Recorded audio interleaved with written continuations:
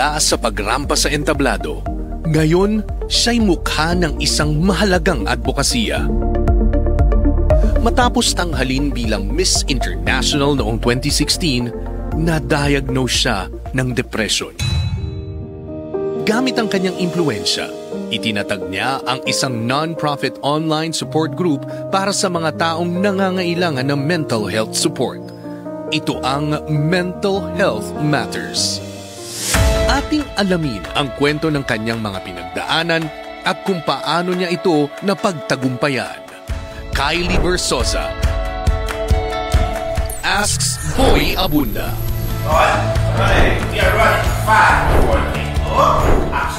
Kami nagbabalik po dito sa Kaitan in Action with Boy Abunda. Please welcome my very special guest, the beautiful Kylie Versosa. Hi, Tito Boy. Kumusta? I'm good, Tito Boy. What's keeping you busy? Many things. Madami, no? Madami. I started a business. You know, people would say, you know, we are where we are today because this was meant to be. So true, Tito Boy. Diba? You know? And I honestly, Tito Boy, you've taught me so much. And like these simple conversations, ang dami kong nakuha na Ako din. Without you knowing it, of course. Ang maganda because you have a very unique experience and I have a very unique experience and when we get together, napaka-vibrant ng conversation. And merong mga sumulat sa atin na ilang mga kababayan na may mga challenges na may kinalaman sa mental health. Sabi ko, Kylie's perfect for this because I remember when you and your dad used to go around and actually talk about mental health, right? So I started Mental Health Matters during it was my advocacy during my pageant time, and I'm still continuing it till now. Right now, it's my dad doing the talks sa mga schools, my dad and my sisters doing most of the talks. But we still want to raise awareness and I still advocate dearly on mental health. Ano yung pinaka-importanteng mensahe? One most important message that you deliver every time you and your family, you know, give talks in schools and other events? Marami, Tito Boy. I would say there's no shame in asking for help. Hindi ka mahina dahil pinagdadaanan mo yan. You are not alone. Hindi ka nag-iisa. You can always ask for help. And I like that. And there is no shame. There is no shame na it's okay not to be okay. Tama. You know, we can put on this facade, pero tao lang tayo. We're only human. It's okay to share our most vulnerable moments. Oo. Kasi merong pananaw na unti-unti nang nababasag na hindi po nakakahiya ang tumawag, makipag-usap sa kaibigan tungkol sa mga problema na may kinalaman sa mental health. Pero we also acknowledge na ang daming misconception. Tama, Tito Boy. Oo, di ba? Tungkol sa mental health. At saka hindi kasi yun nakakatulong, Tito Boy. What's important with mental health is yung support ng community. Tama. So ngayon ang aming ginawa ay tumanggap po kami ng mga katanungan, mga sulat mula sa ating mga kababayan at tutulungan ho tayo ni Kylie i-address, sagutin ang mga katanungan ito. Kyle, narito ang una. Sabi niya, meron akong anak na teenager. I was an achiever when I was in school. But my daughter is not doing good in her studies. Madalas ayaw niyang pumasok, nagdadahilan, pinapayagan ko once in a while. But itong huli, I read on one of her notebooks, may sinulat siya about being depressed at mga words about unaliving herself. How can I talk to her? Am I a bad parent? I would say, hindi po kayo masama na parent.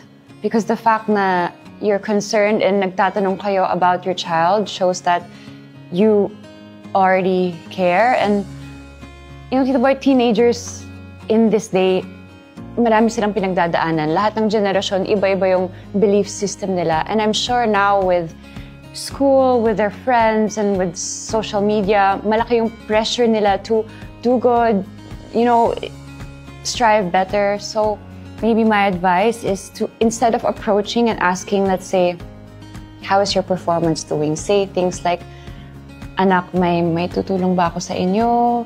I care about you. Yung physiology is very important, no? So instead of saying, anong nangyayari sa'yo? Bakit ang baba-baba ng mga grades mo? Oo. The right way to say it is, may I...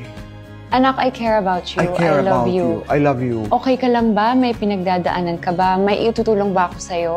I like the way it sounds na hindi ko man naiintindihan ang pinagdadaanan mo ngayon. But know in your heart, nandito lang ako. Yes, ito. And especially yung signs na yan na she or he's already writing down is one of the biggest indicators na your child is depressed. So hindi siya sign na siya humihingi na siya ng tulong. I'm glad to know that. So, narito naman ang isa pang katanungan, Kylie. I'm a 45 male freelance worker in the creative industry. 2 months ago, nawala ang isa kong racket. Busy pa naman po ako sa mga sumunod na buwan. Pero nitong huli, nang medyo wala nang ginagawa, bigla na lamang hindi ako makatulog. May mga moments din na biglang kabog ng dibdib ko. Tinignan ko sa ChatGPT kung ano itong kaso at sabi, may anxiety attack daw ako. Hindi ko alam kung bakit dahil marami pa rin naman akong trabaho. Am I in denial? Nagre-react ba ang katawan ko sa mga idinideny ng isip ko? I super understand his point, Tito Boy. Being a freelancer and being in a creative industry, nawawalan ka kasi ng security. I would probably advise na it's okay to take breaks once in a while to rest and relax and I guess ask yourself kung ano ba talaga yung kailangan ng katawan mo. Mm-hmm. And usually, the body speaks what the mind sometimes cannot. So, nag-register na physically yung mga naisip mo sa the things you think about in your mind. So, connected kasi yung mind and yung body. So, ito minsan, kahit hindi ka pagod, pero ang dami mong naisip, yung katawan mo yung napapagod. Mm-hmm. So, yun na yung signs of anxiety and stress or maybe it's time to just take a break. A break.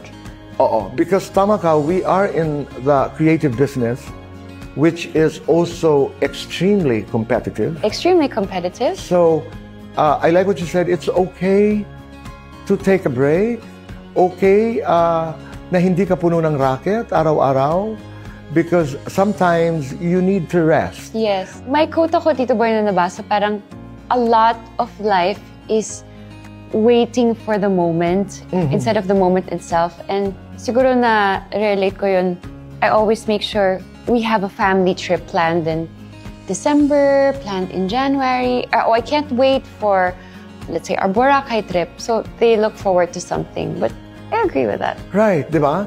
And I remember that just now, na yeah, you can dream together. Nakakatuwa dahil, yeah, sharing a dream with a loved one is a beautiful experience. Kylie, maraming salamat. Thank you so much. Thank you so much for this conversation. Thank you so much. Dami kong narinig, dami kong natutunan, at sigurado ako na maraming mapupulot ang ating mga tagapanood. Yes, Tito Boy. I just wanna, I'm not a mental health expert, but I can give advice and I know I've been through it and sana po na makatulong ako kahit konti. I'm sure you've helped a lot. Kylie, maraming salamat. Thank you so much, Tito Boy. And you take good care of yourself and stay beautiful inside and out. Thank you, Tito Boy. Thank you very much. Huwag po kayong alis, magbabalik po ang Kaitan in Action with Boy Abunda.